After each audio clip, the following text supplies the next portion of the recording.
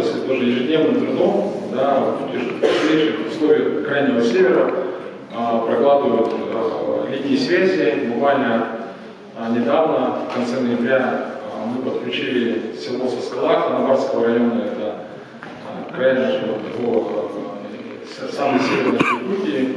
И тоже хотел бы сказать, что Алексей Сергеевич Николаев подписал соглашение с министром цифры, и мы будем подключать все районные центры Арктики, и это тоже будет место для подвига следующих номинантов следующих лет.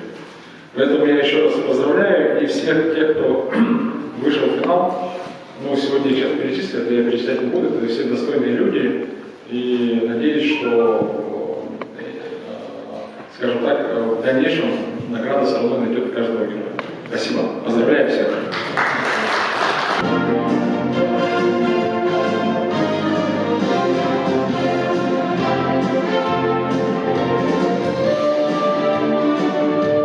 Ну, сегодняшняя премия у нас проводится уже в 5-й раз.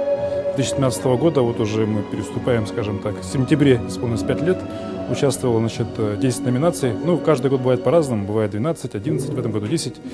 Вообще, вот у нас в этом году номинация «Народный дипломат» была, «Новый архитектор».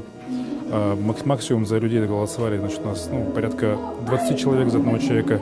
Конечно, очень сильная борьба, порой, скажем так, очень горячая. Очень много моментов бывает как раз, когда мы делаем мониторинг так называемых ботов, там происходит коррекция, но у нас организаторы это все объясняют, что как происходит. В целом, значит, ну, как вы видите, это определенно поднимает статус профессий, значит, да, притягивает к ним, то есть когда идет голосование, люди обращают внимание на профессии, те же голосующие и так далее, да, и это, конечно же, престиж профессии повышает.